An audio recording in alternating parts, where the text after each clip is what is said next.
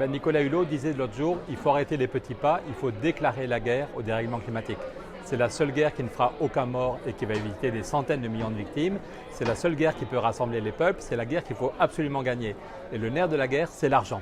Et dans chaque pays, on se heurte à une faiblesse financière. Nicolas Hulot démissionne, il voulait 5 milliards pour un projet hydrogène, il ne les a pas eus. Il voulait 7 milliards pour isoler les bâtiments les plus précaires, ça permet de vivre mieux, c'est bon pour la planète, bon pour le pouvoir d'achat des plus précaires, ça crée des emplois. Et le ministère des Finances lui a dit, ben non, c'est pas possible. Et en Allemagne, c'est pareil. Altmaier, le ministre de l'efficacité énergétique, ne sait pas comment financer l'efficacité. Et il dit l'Allemagne doit revoir à la baisse ses ambitions. Et un quart d'heure après, c'est la ministre de l'Environnement qui lui dit « Peter, tu ne peux pas dire ça, il faut qu'on imagine des nouveaux financements ».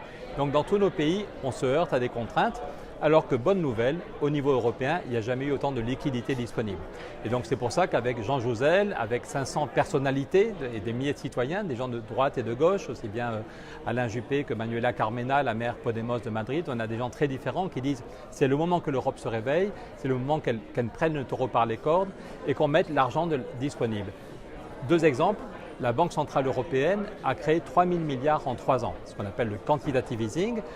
Autrefois, on appelait ça la planche à billets, mais au total, c'est colossal. La BCE a créé 3 000 milliards et seulement 11% est allé dans l'économie réelle et l'essentiel, 89, presque 90%, comme on dit à Bruxelles, est parti à la spéculation. Et le FMI nous dit, Christine Lagarde nous dit, attention, on va avoir une crise qui peut être 10 fois plus grave que 2008. Donc ça pose quand même un vrai problème.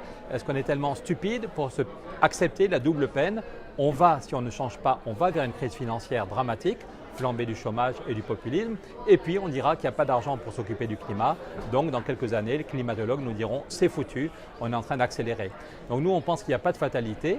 Et en plus, bonne nouvelle, Madame Merkel, Monsieur Macron ont dit que dans les 6 mois qui viennent, il faut trancher le débat sur l'avenir de l'Europe. Angela Merkel dit que l'Europe va mourir si elle n'a pas un nouveau projet, s'il n'y a pas des nouveaux traités. Donc nous on dit chiche, on veut un traité climat.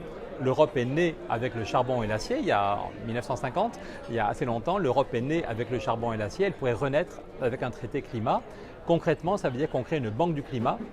On ne touche pas à la BCE parce que ça c'est un sujet un peu sensible dans quelques pays. On ne touche pas à la BCE, mais on crée une banque du climat qui est une filiale à 100% de la BEI et chaque pays aurait chaque année une enveloppe de 2% du PIB. C'est Nicolas Stern qui dit qu'en plus de ce qui se fait déjà, en plus des banques et des assurances, les green bonds qu'il faut accélérer, ce serait bien si chaque pays avait une enveloppe certaine. Un traité européen, ça donne de la stabilité. On saurait que chaque pays a 2% du PIB chaque année pendant 30 ans à taux zéro. La France aurait chaque année 45 milliards, la Pologne où on est aurait chaque année 16 milliards, l'Allemagne aurait chaque année 60 milliards et donc ça veut dire qu'on saurait qu'il y a 10 milliards chez nous pour le logement chaque année, 4 milliards pour l'agriculture, 20 milliards pour les transports en commun et ça change tout. Et parce que du coup, on peut former des gens, on peut dire que dans 20 ans, tous les bâtiments doivent être isolés. Aujourd'hui, c'est un cercle vicieux. Comme il n'y a pas d'argent, on ne forme pas les gens, tout le monde s'en fout et on ne fait rien de sérieux sur l'efficacité énergétique. Tandis que s'il y a un traité qui donne des financements pendant 30 ans, on peut par la loi dire que tous les bâtiments doivent être isolés dans 20 ans.